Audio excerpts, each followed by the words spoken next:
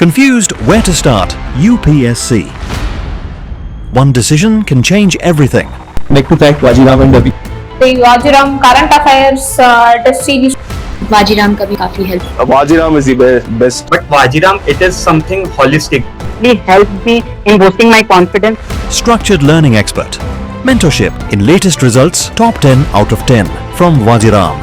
Legacy of AIR 1. Trust. One name. Wajiram and Ravi. Hello दोस्तों, नमस्कार। मेरा नाम विजयपाल बिजारनिया है। मैंने इस साल यूपीएससी सिविल सर्विसेज एग्जामिनेशन 2025 में 653वीं रैंक प्राप्त की है। मैं राजस्थान के नागौर ज़िले के एक छोटे से गांव टिकरिया खुर्द का निवासी हूं। मेरी जो प्रारंभिक शिक्षा है वो ग्रामीण क्षेत्र में ही, ग्रामीण स्कूलिंग में ही हुई है। मेरे पिताजी किसान हैं। मेरी प्रारंभिक स्कूल गांव से होने के बाद में मैंने महाराजा कॉलेज जयपुर से बीएससी ग्रेजुएशन की है और उसके बाद में यूपीएससी सिविल सेवा परीक्षा की तैयारी शुरू कर दी थी मैंने। इस बार दोस्तों ये मेरा छठा अटेम्प्ट था और लगभग 6 से 7 साल की जर्नी रही है। इस जर्नी में मैंने लगातार 6 प्रीलिम्स क्लियर किए हैं। तो आज मैं आपके साथ जो प्रीलिम्स को क्लियर करने की स्ट्रेटजी है उसके बारे में, मेरा अपना अनुभव, जो एक मेंटल स्ट्रेंथ कैसे डेवलप करनी है और जो भी स्ट्रेटेजिक बातें हैं वो मैं आपके साथ शेयर करना चाहूँगा। तो दोस्तों, प्रीलिम्स के मेरे जो टोटल 6 अटेम्प्ट रहे हैं वो 2020 से लेकर 2026 तक रहे, 25 तक रहे हैं। और पहला प्रीलिम्स मैंने सिविल सर्विस परीक्षा 2020 का अक्टूबर 2020 में दिया था। प्रीलिम्स को लेकर मेरे माइंड में पहले से स्ट्रेटेजी ये थी कि मुझे प्रीलिम्स तो क्लियर करना ही है, क्योंकि सिलेक्शन लेना है तो प्रीलिम्स सबसे बड़ा एलिमिनेटिंग फैक्टर है। और आप 10 से 12 लाख लोग एग्ज़ाम में बैठते हैं, वहाँ से आप सीधा 10 से 12 हज़ार लोगों में आ जाते हैं मेंस में, जो कि अपने आप में एक बड़ा मोटिवेटिंग फैक्टर है और आप अपने सिलेक्शन के काफ़ी नज़दीक पहुँच जाते हैं। प्रीलिम्स की तैयारी मैंने बेसिक्स अपने जो भी है वो अपने बेसिक स्टैंडर्ड सोर्स है वहीं से कंप्लीट करें। हिस्ट्री के लिए मैंने एनसीईआरटीज़ देखी, पुरानी एनसीईआरटी और नई एनसीईआरटी दोनों। तो दोस्तों, प्रीलिम्स के लिए जो सोर्सेज रहे उसमें एनसीईआरटीज़ रही हिस्ट्री के लिए, और मैं हिस्ट्री में एंशिएंट मिडाइवल कल्चर और मॉडर्न, इनको एक कमांड सब्जेक्ट के रूप में देखता हूँ। क्योंकि आपको हिस्ट्री का पता है तो आप वहाँ की उस एरिया की या उस अपने टाइम पीरियड की कल्चर को भी समझ सकते हो। तो इसलिए कुछ सब्जेक्ट प्रीलिम्स में है स्टैटिक सब्जेक्ट और कुछ सब्जेक्ट है डायनेमिक। स्टैटिक सब्जेक्ट्स में है हिस्ट्री, पॉलिटी, ज्योग्राफी, और डायनेमिक सब्जेक्ट्स में है इकोनॉमी, एनवायरनमेंट, साइंस टेक और करंट अफेयर्स। तो स्टैटिक सब्जेक्ट में हिस्ट्री के लिए मैंने एनसीईआरटीज़ पढ़ी, स्पेशली जो हमारे प्राचीन भारत की एनसीईआरटी आती है आर.एस. शर्मा, वो एक काफ़ी कॉम्प्रिहेंसिव कवर कर देती है एंशिएंट हिस्ट्री को। उसके बाद मिडाइवल हिस्ट्री के लिए सतीश चंद्रा एक अच्छी बुक है और उसमें हम बहुत सारे फैक्ट्स और जो कीवर्ड्स आते हैं हिस्ट्री के वो कवर हो जाते हैं। मॉडर्न के लिए स्पेक्ट्रम से बेस्ट मेरे हिसाब से कुछ बुक है नहीं, क्योंकि लगभग सारे फैक्ट्स कवर कर लेती है स्पेक्ट्रम। इसके साथ ही मैंने जो कल्चर पढ़ी है वो कुछ लोग नितिन सिंघानिया रिकमेंड करते हैं, लेकिन मैंने दृष्टि आईएएस की एक आर्ट एंड कल्चर की बुक आती है, वो काफ़ी मोटी है, लेकिन उसमें से हम कुछ सिलेक्टिव टॉपिक्स को पढ़ सकते हैं जो कि काफ़ी डिटेल में दिए हुए हैं और उनके हम शॉर्ट नोट्स बना सकते हैं। तो ये तो हुआ हिस्ट्री और कल्चर के जो बेसिक सोर्स थे वो थे। पॉलिटी के लिए सभी की तरह मैंने भी लक्ष्मीकांत ही पढ़ी, लक्ष्मीकांत का कई बार रिवीजन करा। साथ में एड ऑन करने के लिए मैंने PWI की जो उड़ान आती है उसको आप देख सकते हो। स्पेशली वो एक तरीके से समरी प्रेजेंट करती है और वो काफ़ी अच्छी बुक है। ज्योग्राफी के लिए जो मैंने कंटेंट तैयार किया था वो मुनाल जो चैनल है यूट्यूब पे, उसमें राजधानी सोलंकी मैडम ने ज्योग्राफी पढ़ाई हुई है और उसमें लगभग 50 के अराउंड लेक्चर है। उसमें वर्ल्ड ज्योग्राफी, इंडियन ज्योग्राफी और मैपिंग भी कवर है। वो काफ़ी पुराने वीडियो है, 2014-15 की वीडियो है, लेकिन अभी भी जो कॉन्सेप्ट ज्योग्राफी के उस वीडियोज़ में समझाया गया मुझे लगता है वो अनबिलीवेबल है। और वहाँ से आप अपनी ज्योग्राफी को कवर कर सकते हो और उसके साथ में आप और भी एनसीईआरटीज़ का बैकअप ले सकते हो। तो ज्योग्राफी के लिए ये हम सोर्स फॉलो कर सकते हैं। तो ये बेसिक हो गया केवल स्टैटिक सब्जेक्ट के लिए, हिस्ट्री, पॉलिटी, ज्योग्राफी। अब हम आते हैं डायनेमिक सब्जेक्ट के लिए। डायनेमिक सब्जेक्ट में इकोनॉमी प्रीलिम्स में बड़ा रोल रखती है। इकोनॉमी के लिए जो मैंने मोस्टली फॉलो किया वो मुनाल सर के जो नोट्स है इकोनॉमी के, थोड़े बल्कि हो जाते हैं नोट्स, लेकिन उसमें स्पेशली हम शुरू के जो 4 चैप्टर हैं पिलर 1, 2, 3, 4 यदि वो कवर कर लेते हैं तो उसमें मोस्टली प्रीलिम्स के लिए इकोनॉमी कवर हो जाती है। और इसके बाद में दूसरा डायनामिक सब्जेक्ट आता है एनवायरनमेंट। तो एनवायरनमेंट के लिए मैंने बेसिक जो सोर्स फॉलो किया वो दृष्टि इसकी एनवायरनमेंट की बुक है, उसमें जो बेसिक कॉन्सेप्ट्स हैं उनके मैंने नोट्स बना लिए। इसके साथ ही शंकर आईएएस की जो बुक आती है एनवायरनमेंट की, उसका भी एक यूट्यूब पे वीडियो है, तो उससे भी मैंने शॉर्ट नोट्स बना के रख लिए थे एज ए बैकअप। तो एनवायरनमेंट के लिए ये मैंने चीज़ें करी और एड ऑन कर दिया फिर मैंने PWL की उड़ान की जो अपनी बुक आती है प्रीलिम्स की, उससे मैंने एड ऑन कर लिया। एनवायरनमेंट के बाद में तीसरा डायनेमिक सब्जेक्ट आता है science and tech. Science and tech के लिए मैंने मोस्टली रिलाई करंट अफेयर पे किया है। बेसिक उड़ान से आप कर सकते हो साइंस एंड टेक के, लेकिन करंट अफेयर से रिलेटेड ही मोस्टली क्वेश्चन आते हैं, तो करंट अफेयर के से आप साइंस टेक कवर कर सकते हो। इस प्रकार ये हमने बेसिक कहाँ से कवर किया ये समझा अभी तक।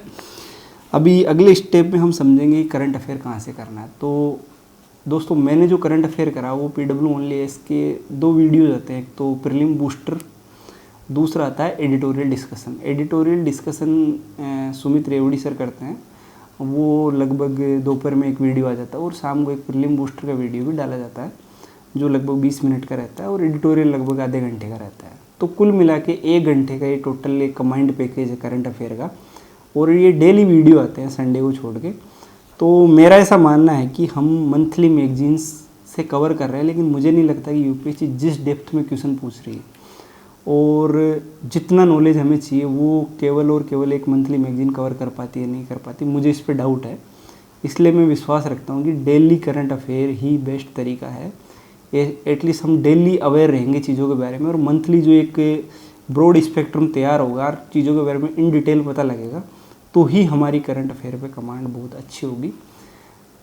करंट अफेयर में प्रीलिम बूस्टर हम लगभग 1 से 1.5 साल का कवर कर सकते हैं, और एडिटोरियल डिस्कशन हालांकि वो मेंस ओरिएंटेड ज़्यादा रहता है, लेकिन आप उसमें से कुछ ऐसे कॉन्सेप्ट्स क्लियर होंगे जो प्रीलिम्स में भी काम आएंगे, क्योंकि प्रीलिम्स के भी आप क्वेश्चन पॉलिटी के और ये देखोगे तो इनमें आजकल थॉट्स वाले, थिंकिंग वाले क्वेश्चन ज़्यादा आ रहे हैं, तो एडिटोरियल डिस्कशन भी सुनना चाहिए। तो लगभग 1.5 साल का आप ये कवर कर सकते हो, मोर देन सफिशिएंट है।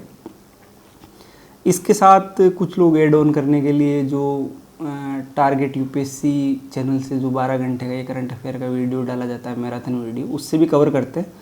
चाहो तो आप वहाँ से देख सकते हो, लेकिन मुझे लगता है कि यदि आपने 1.5 साल का प्रीलिम बूस्टर और एडिटोरियल कवर कर लिया है तो उसके अलावा आपको कहीं भी किसी मैगजीन को पढ़ने की ज़रूरत नहीं है। इसके बाद तीसरी स्टेज आती है कि हमने कंटेंट तो तैयार कर लिया, हमने बेसिक में हमने स्टैटिक सब्जेक्ट्स यहाँ से पढ़ लिए, डायनेमिक यहाँ से पढ़ लिए, करंट अफेयर भी पूरा तैयार कर लिया, लेकिन अब आगे क्या होगा।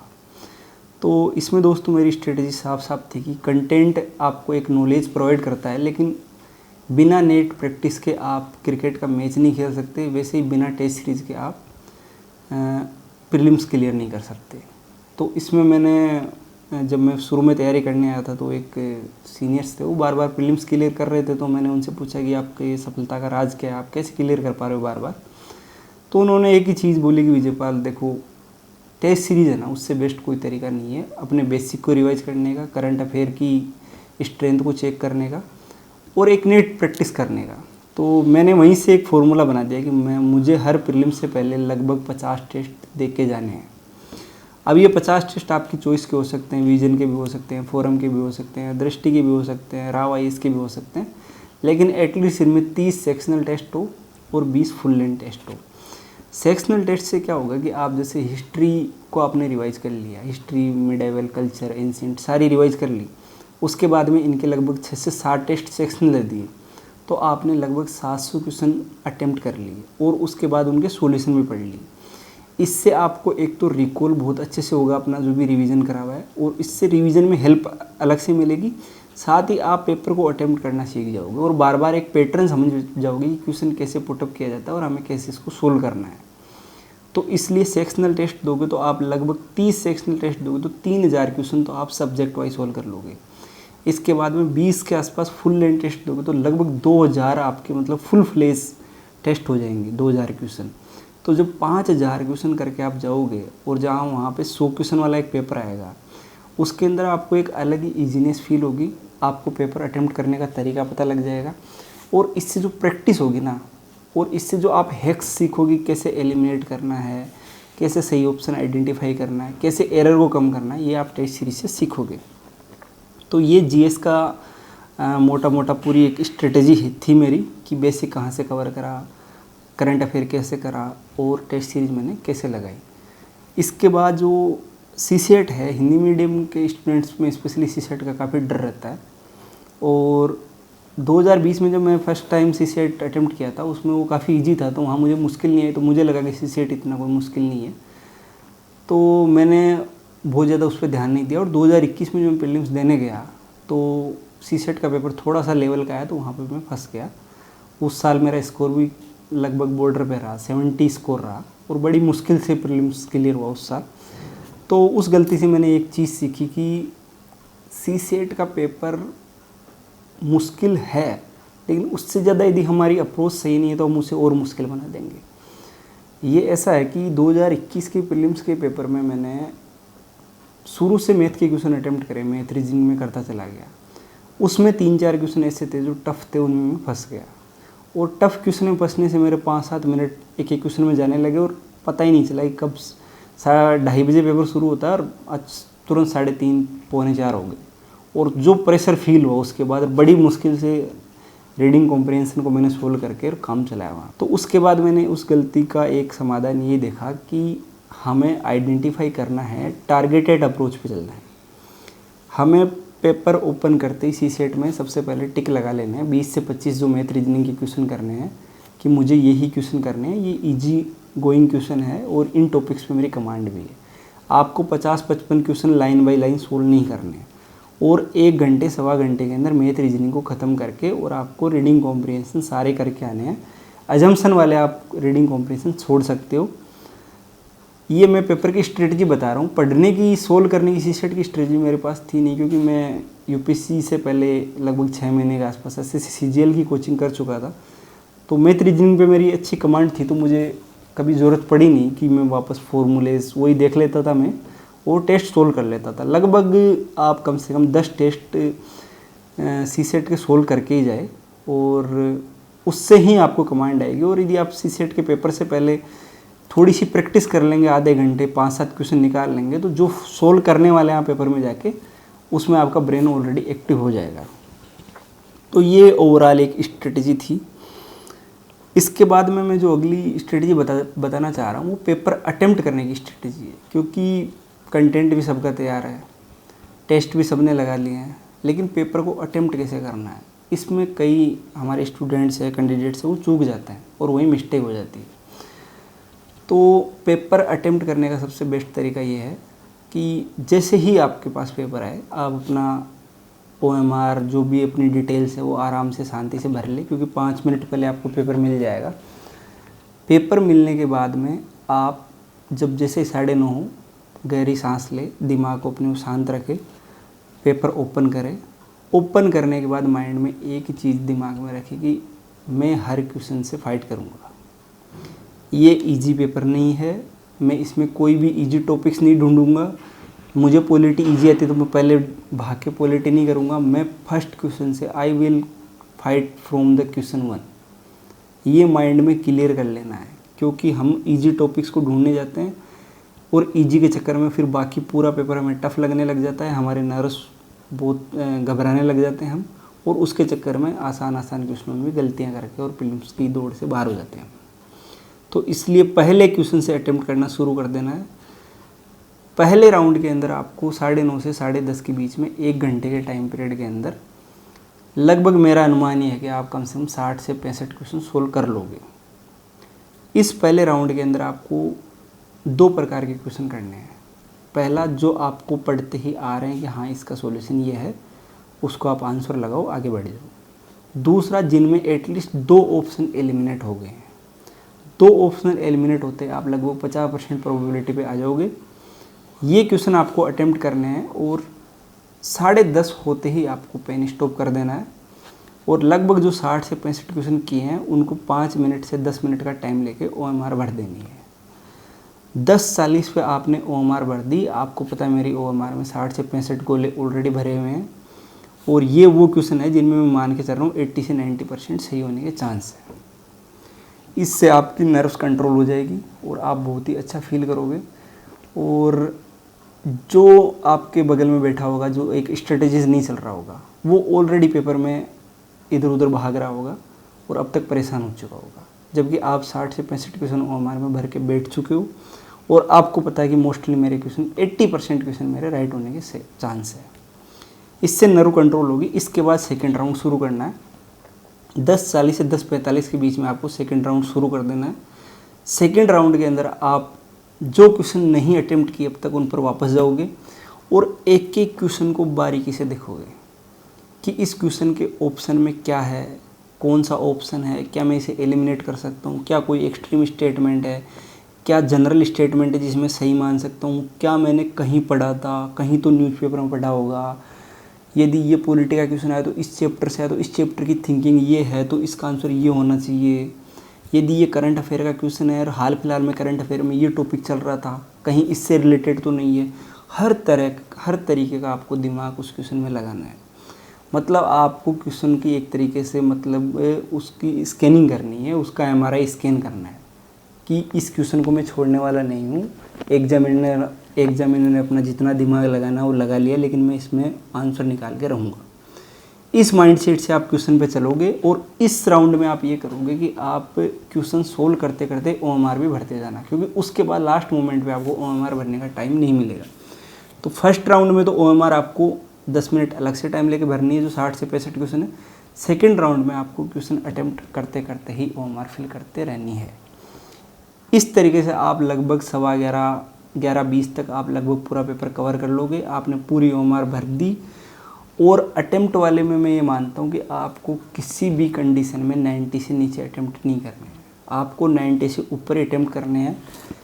ये मैंने मेरे अनुभव से ये सीखा है कि इस पेपर के अंदर श्योरिटी किसी भी चीज़ की नहीं है। कितना भी आप अच्छी तैयारी कर लो, आपको 35 से 40 से ज़्यादा क्वेश्चन आएंगे ही नहीं प्रीलिम्स में।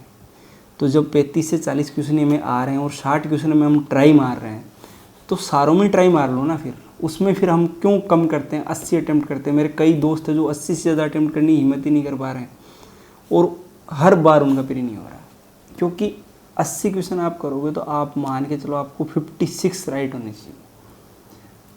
24 गलत होंगे, उसके 8 नेगेटिव होंगे, तो 48 होगा, तो 96 के आसपास स्कोर बनेगा, कट ऑफ के आसपास। तो 80 में से आपको 56 राइट करने हैं, लेकिन जब आप 98 करोगे तो आपको 60-61 राइट चाहिए। मतलब अगले 20 क्वेश्चन अटेम्प्ट भी कर दिए आपने, लेकिन 4 से 5 क्वेश्चन ही एक्स्ट्रा राइट चाहिए। तो आप इसमें देखो ना कि मतलब रिस्क फैक्टर कहाँ है। रिस्क फैक्टर है 80 में से 56 लाना मुश्किल है, 96-98 में से 60 करना आसान है उसकी तुलना में। तो इसलिए आपको कभी भी 90 से नीचे करना नहीं है। और मेरा एक्सपीरियंस ये है, मैंने आज तक सबसे कम जो अटेम्प्ट किए हैं वो 97 अटेम्प्ट किए हैं 2023 वाले पेपर में, जिसका पैटर्न ड्रास्टिकली चेंज हो गया है। बाकी सारे 5 अटेम्प्ट के अंदर मैंने 100 के 100 क्वेश्चन अटेम्प्ट करे हैं, क्योंकि मेरा ऐसा मानना है कि अल्टीमेटली आप 60 से 65 क्वेश्चनों में तुक्का लगा ही रहे हो।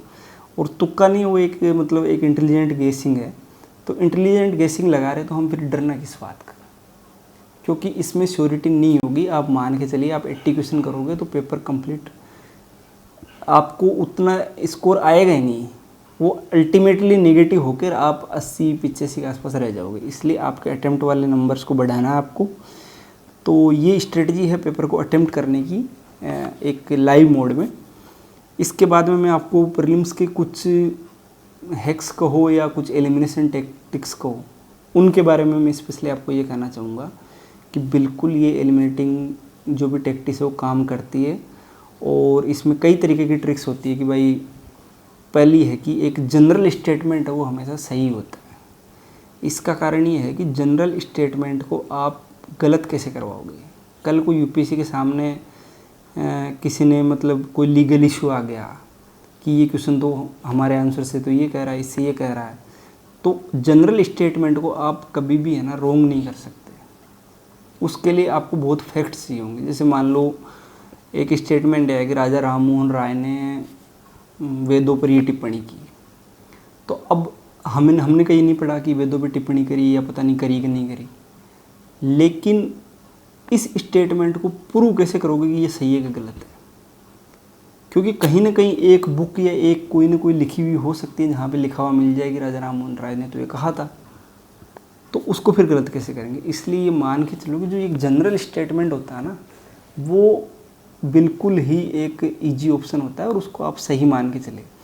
जो गलत स्टेटमेंट है, जहाँ रोंग होने के चांस रहते हैं, वो रोंग वाले स्टेटमेंट में या तो कोई फैक्ट होगा या कोई डेटा होगा या कोई एक ऐसा एब्सोल्यूट स्टेटमेंट होगा जिसके लिए एग्जामिनर के पास एक बेस है कि इस बेस के आधार पर मैं इस स्टेटमेंट को नेगेटिव कर सकता हूँ।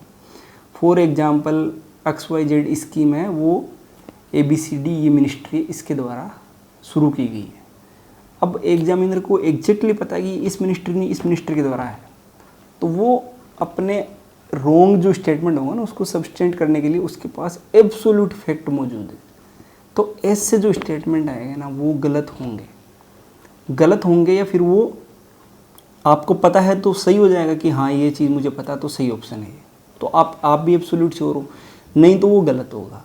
तो जो एलिमिनेशन का दायरा है ना वो भी फिक्स होना चाहिए कि भाई ये जो एब्सोल्यूट स्टेटमेंट्स आते हैं ना, फैक्ट्स डेटा वाले, मिनिस्ट्री वाले, या फिर जिनमें लैंग्वेज होगी वो एकदम स्ट्रॉन्ग लैंग्वेज होगी कि मस्ट, या फिर ये होना ही था, ये होगा, या इसके द्वारा करा गया, मतलब स्ट्रॉन्ग स्टेटमेंट होगा, वो जनरल स्टेटमेंट नहीं होगा। तो वैसे स्टेटमेंट है उनको आप एलिमिनेट कर सकते हो।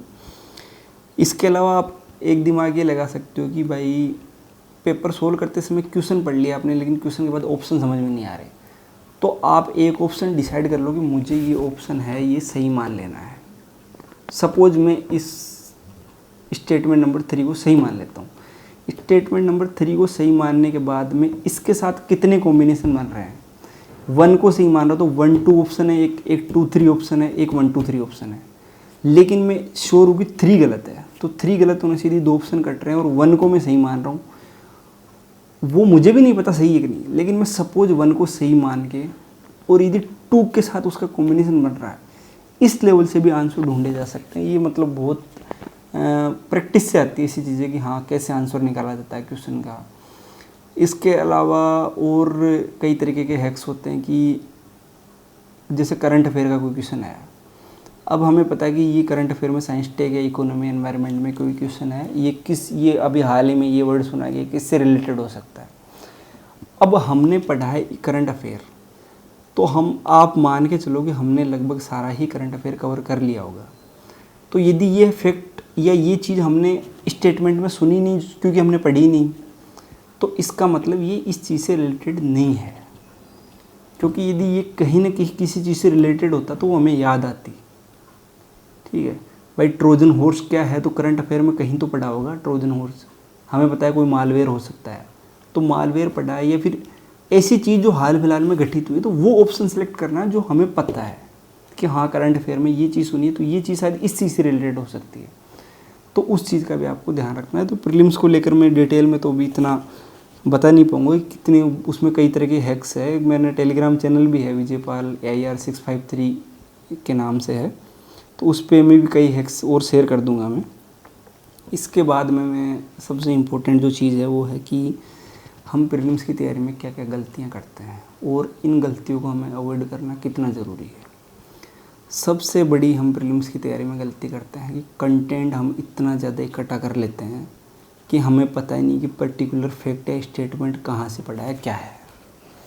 इसका नुकसान ये होता है कि हम कोई स्टेटमेंट आएगा यूपीएससी में या कोई ऑप्शन आएगा उसके बारे में हम श्योर नहीं हो पाते क्योंकि मल्टीपल स्टेटमेंट्स मल्टीपल जगह से पढ़े हुए होते हैं और इसके कारण कन्फ्यूजन होता है और हमें सेल्फ डाउट आने लगता है। इसलिए इस गलती को बिल्कुल अवॉइड करना है। लिमिटेड सोर्स रखना है, जैसे मैंने अभी भी जो सोर्स शेयर करे हैं वो एक लिमिटेड है कि भाई स्टैटिक सब्जेक्ट के लिए अलग सोर्स रखे, डायनेमिक के लिए अलग सोर्स रखे। स्टैटिक सब्जेक्ट में हिस्ट्री के लिए अपनी NCERT रखी और उड़ान से उसको सब्सटेंट कर लिया।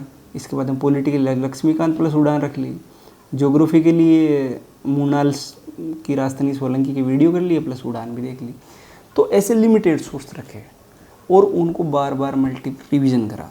ये है कि ये आप गलती ना करें कि कंटेंट। दूसरा, करंट अफेयर को लेके, करंट अफेयर इतने लोग पढ़ा रहे हैं, मैं कह रहा हूँ आप बेसिक प्रीलिम बूस्टर और एडिटोरियल डिस्कशन, और एडिटोरियल भी नहीं कर पा रहे तो एटलीस्ट प्रीलिम बूस्टर 1 से 1.5 साल करके चले जाओ।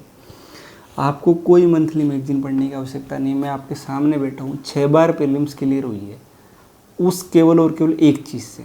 तो इस पे आप भरोसा रखें, ये गलती ना करें कि आप कहीं से भी करंट अफेयर का मैराथन देख रहे हैं, यार इसका भी कर लेता हूँ, विजन की मैगजीन भी पढ़ ली, दृष्टि की मैगजीन भी पढ़ ली, फोरम भी पढ़ रहा हूँ, हर तरीके से जुटा हूँ, इनसाइट के वेबसाइट देख रहा हूँ, WT की वेबसाइट देख रहा हूँ। इतना नहीं करना, इतना घमासान नहीं करना है ज़िंदगी में। फोकस्ड रहना है, फोकस्ड रह के आप अपने कंटेंट को लिमिटेड रखें। तो करंट अफेयर और बेसिक के लिए ये चीज़ें मैं कहूँगा कि कंटेंट सीमित रखें और उसको बार बार रिवाइज़ करें। दूसरी जो सबसे बड़ी मिस्टेक है वो प्रैक्टिस नहीं करते हैं। मैं कई मेरे दोस्तों को जानता हूँ जो लास्ट मोमेंट तक नोट्स पढ़ते रहते हैं। लक्ष्मीकांत अभी ख़त्म नहीं हो रही, अभी और ज्योग्राफी में पढ़ना है, मैं पहले पढ़ लेता हूँ, लास्ट में 2-3 टेस्ट लगा दूंगा, बहुत है, थोड़ी सी प्रैक्टिस ही तो चाहिए। ये सबसे बड़ी गलती है प्रीलिम्स की तैयारी के दौरान। इस गलती को आपको बिल्कुल अवॉइड करना है। कंटेंट एक लेवल तक तैयार होगा, प्रैक्टिस के बिना प्रीलिम्स के लिए करना मुश्किल है। आप कितना ही कंटेंट तैयार कर लो, आपको एलिमिनेट करना, ऑप्शन आइडेंटिफाई करना, स्टेटमेंट को समझना ही नहीं आएगा।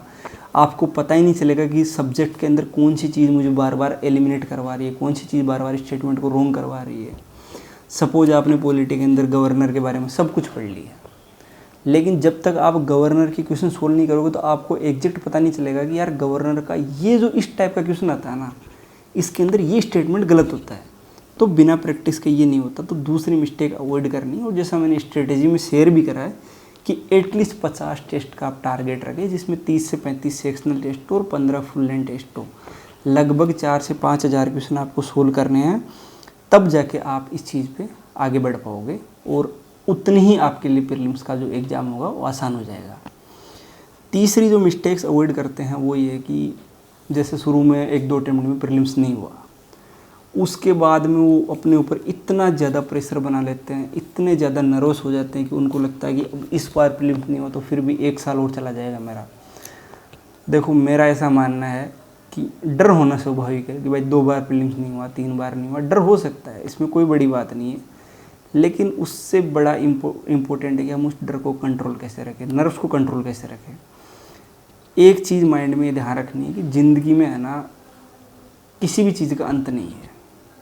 आप सोचोगे कि मेरा प्रीलिम्स नहीं निकला और मेरे को 1 साल और लगेगा और उसके बाद मैं क्या करूँगा। देखो, जिनका सिलेक्शन हो गया उनको भी ये कि अब तो अभी कैडर लॉट होगा, फिर ट्रेनिंग पे जाएंगे, उसके बाद तो मुझे ये करना है, फिर शादी करनी है, फिर ये करना है, वो करना है। लाइफ में ये कभी ख़त्म ही नहीं होगी चीज़ें।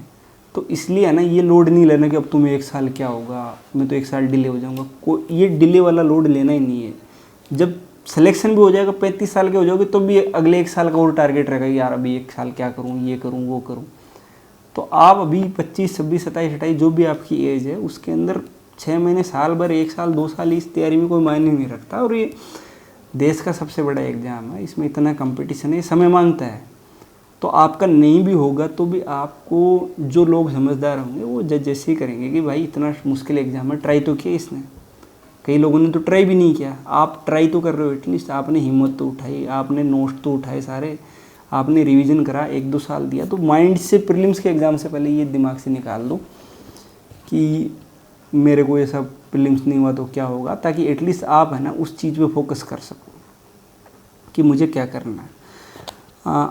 ऐसा डर मुझे भी था, तो मैं इसमें एक बड़ी ही एक अलग सी स्ट्रेटजी मैंने अपना रखी थी। हालांकि वो आपको ठीक लगे तो करना। मैं इसमें ऐसा करता था कि जैसे मान लो प्रीलिम्स हुआ और उसमें नहीं हुआ तो उसके बाद मैं क्या करूँगा, ये थॉट मेरे को प्रीलिम्स से पहले एनालाइज आता था। तो उस समय में भी जो भी कोई government of India, Rajasthan government की कोई भी रिक्रूटमेंट आई होती थी, मैं उसका ऐसे कैजुअली फॉर्म भर देता था कि भाई प्रीलिम्स नहीं हुई तो उसके 2 महीने बाद में ये एग्ज़ाम है, इसकी मैं तैयारी कर लूँगा, ताकि मेरा 1-2 महीने टाइम पीरियड गुजर जाएगा जो मुश्किल होता है। तो इससे मुझे ये कॉन्फिडेंस मिलता रहता था कि यार ठीक है, प्रीलिम्स नहीं हुआ तो 2 महीने बाद ये APFO का एग्ज़ाम दे देंगे, 2 महीने बाद ये असिस्टेंट प्रोफेसर का दे देंगे, या ये लेब असिस्टेंट का एग्ज़ाम दे देंगे, इसमें नौकरी ले लेंगे। तो इससे प्रीलिम्स से पहले मेरी नर्व्स कंट्रोल में रही है ऑल द टाइम्स। ये एक तरीका है, वो आपको ठीक लगे आप अपना सकते हो, क्योंकि मुझे लगता है कि जब कुछ भी नहीं रहता है प्रीलिम्स के बाद में तो ये डर तो आएगा ही कि यार अब प्रीलिम्स नहीं हुआ तो उसके बाद कुछ भी नहीं है, एग्ज़ाम फॉर्म भी नहीं डाला हो, कुछ भी नहीं है, तो उससे आपकी नर्व्स बढ़ सकती है। तो एक तरीका आप अपना सकते हो। तो इस चीज़ को भी आपको संभालना है और ये चीज़ें आपके माइंड में हावी नहीं होने देनी है। चौथी मिस्टेक ये है कि मोस्ट ऑफ द एस्पायरेंट्स है वो डाइवर्ट बहुत हो जाते हैं। डाइवर्ट ये है कि उनको लगता है कि मैं पढ़ तो 10-12 घंटे रहा हूँ, लेकिन एक्चुअल टाइम पीरियड उनका यदि पढ़ने का कैलकुलेट करें तो वो 6 से 7 घंटे का आएगा। बाकी टाइम में वो पढ़ते पढ़ते थोड़ा सा मोबाइल देख लेंगे, सोशल मीडिया पे जाके रील्स देखने लग जाएंगे, कब आधा घंटा निकल जाएगा। और उसके कारण है ना वो लगातार एक नेगेटिव लूप ऑफ साइकिल में फंस जाएंगे, एक लूप में फंस जाएंगे कि यार मैं तो पढ़ ही नहीं रहा, चलो कल से पढ़ाई करता हूँ, चलो कल से नहीं परसों से करता हूँ, परसों से नहीं उससे आगे से करता हूँ।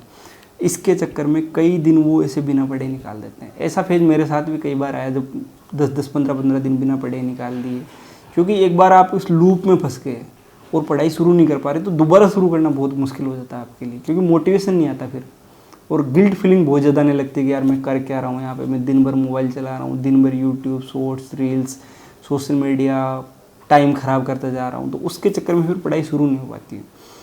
तो आपको इस चीज़ को अवॉइड करना है, डिसिप्लिन में रहना है। किसी भी कंडीशन में भले कुछ भी हो जाए, मैं 6 घंटे पढ़ के रहूँगा दिन के अंदर, भले कुछ भी काम हो एटलीस्ट मैं 6 घंटे निकाल के पढ़ के जाऊँगा। ज़्यादा से ज़्यादा एग्ज़ाम आएगा तब 8 घंटे 10 घंटे 12 घंटे पढ़ लूँगा, लेकिन एटलीस्ट मैं 6 घंटे इंश्योर करूँगा डेली कि भाई ये मेरे 6 घंटे पढ़ाई के लिए फिक्स है, इसमें मैं कोई कॉम्प्रोमाइज़ नहीं करने वाला। तो ये चीज़ आपको अवॉइड करनी है, क्योंकि आप यदि अनुशासित नहीं रहेंगे और आप अच्छे से इस एग्ज़ाम के लिए मेहनत सिंसियर होकर तैयारी नहीं करेंगे तो ये एग्ज़ाम आपको हवा भी नहीं लगने देगा। आप प्रीलिम्स में आप किक आउट हो जाओगे, आपको पता भी नहीं चलेगा। इसलिए बी सीरियस। और एक चीज़ और ध्यान रखना, मेरी सलाह ये है कि जैसे जैसे अटैम्प्ट बढ़ते जाएंगे, साथ में आपकी एज ही बढ़ रही है, आप 20-21 के आए थे, 27-28 के हो जाओगे। जैसे 25 करोगे, 25 क्रॉस करोगे एज, उसके बाद में आपके सामने एक अलग ही समस्या जीवन में आने लग जाएगी। आपको लगेगा यार मैं कर क्या रहा हूँ, मेरी एज निकल रही है, घर वालों का दबाव अलग से आने लग जाएगा। इसलिए समय रहते चीज़ों को करना बहुत ज़रूरी है, नहीं तो बहुत मुश्किल हो जाएगा आपके लिए। और 6-7 साल यहाँ तैयारी करके जब कुछ नहीं होगा तो आपके मन में ज़िंदगी भर एक गम रह जाएगा कि यार काश उन 4-5 साल के अंदर मैं मेहनत कर लेता, काश मैं प्रीलिम्स के लिए एक अच्छी स्ट्रेटेजी और अनुशासन से तैयारी कर लेता तो आज ये दिन ना देखने पड़ते। इसलिए सीरियस और डिसिप्लिन में रहना बहुत ज़रूरी है। चाय की टपरी पे बैठो, चाय की दुकान पे गप्पे लगाओ, इंटरनेशनल रिलेशन पे डिस्कशन करो, कुछ नहीं होगा इससे। सोशल मीडिया पे रील्स देख लो, ट्विटर चला लो, फलाना कर लो, कुछ नहीं होने वाला। जब तक सीरियस होकर काम नहीं करोगे आप डिप्रेशन में चले जाओगे और इसका कोई इलाज नहीं। तो मैं बड़े ही थोड़े सख्त शब्दों में कह रहा हूँ कि इस चीज़ को आप बिल्कुल अवॉइड करें, क्योंकि मैं कोशिश करते करते यदि मेरे को इतने साल लग गए तो कहीं तो मैंने भी गलतियाँ करी होगी ना। तो उन्हीं गलतियों के बारे में मैं आपको बता रहा हूँ, ये चीज़ भी आपको अवॉइड करनी है। 5वीं चीज़ आपको अवॉइड ये करनी है कि प्रीलिम्स से पहले है ना आप लास्ट मोमेंट पे कई बार है ना कि कंटेंट वापस देख लेता हूँ, ये कर लेता हूँ, टेस्ट सीरीज़ दे रहे हैं, कॉन्फिडेंस पे आ गया है, वापस कंटेंट की तरफ चले जाते हैं। मैराथन देख रहे हैं कोई भी उठा के, कोई भी करंट अफेयर का वीडियो शुरू कर लिया। ऐसे डाइवर्ट नहीं होना लास्ट मोमेंट पे। लास्ट के 4-5 दिन है ना वो बड़े सेंसिटिव है। प्रीलिम्स से पहले आपको केवल और केवल टेस्ट पे फोकस करना है। टेस्ट में जो आपने सेक्शनल और फुल लेंथ टेस्ट दिया है उनके अंदर जो आंसर आपके गलत हुए हैं उनको आपको हाईलाइट कर लेना है। हाईलाइट करने के बाद में जो लास्ट मोमेंट पे आपको उनको रिवीजन भी कर लेना है, हो पाए तो। लेकिन आप यदि हाईलाइट भी करोगे तो आपको पता है कि ये आंसर मेरा गलत हुआ था, इसके अंदर मैंने हाईलाइट करा। हाईलाइट करने से आपको वो गलती पता लग जाएगी, और जितनी गलतियाँ आप कम करोगे उतनी ही प्रीलिम्स में आपकी गलतियाँ कम होती चली जाएगी। तो ये 4-5 मिस्टेक्स वो आपको अवॉइड करनी है। लास्ट में मैं जो इस साल अटेम्प्ट दे रहे हैं 2026 का प्रीलिम्स, उन्हें एस्पायरेंट्स से कुछ बातें शेयर करना चाहूँगा। दोस्तों आज 8 मई हो गई है और मुश्किल से मुश्किल 15 दिन बचे हैं। 15 दिन के अंदर आपको ज़्यादा से ज़्यादा फोकस करना है प्रैक्टिस पे। करंट अफेयर्स का आप एक बार रिवीजन कर लेना हो सके तो, लेकिन कोशिश करना कि टेस्ट का टाइम है वो लगभग दिन में 6 घंटे रहे। यदि आप 12 घंटे पढ़ रहे तो एटलीस्ट 6 घंटे टेस्ट के होने चाहिए। आप इस स्ट्रेटजी को आप भरोसा करके मान ले, मैं बार बार कह रहा हूँ प्रैक्टिस करनी ही पड़ेगी। आप वापस 4 बार लक्ष्मीकांत रिवाइज कर दो, लेकिन आप जब तक पॉलिटी के 700-800 क्वेश्चन सोल्व नहीं करोगे, आप वही गलती जाके वापस करोगे जो आपने पहले दूसरे तीसरे अटैम्प्ट जो भी आपके नहीं हो रहे उनमें कर ली है। तो इसलिए प्लीज़ लास्ट के 15 दिन में आप 6 से 7 घंटे अपने प्रैक्टिस के रखें टेस्ट सीरीज के, उसमें सीसेट भी इंक्लूड है।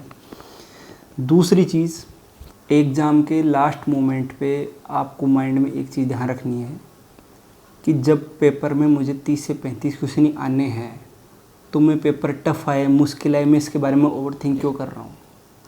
जब मुझे 100 में से 35 क्वेश्चन ही आने हैं तो मैं लोड ले ही क्यों रहा हूँ इसका। जब मुझे 65 क्वेश्चन में वहाँ जाके इंटेलिजेंट गेसिंग करनी है, तुक्के लगाने, जो भी करना है, तो मैं लोड किस बात का ले रहा हूँ।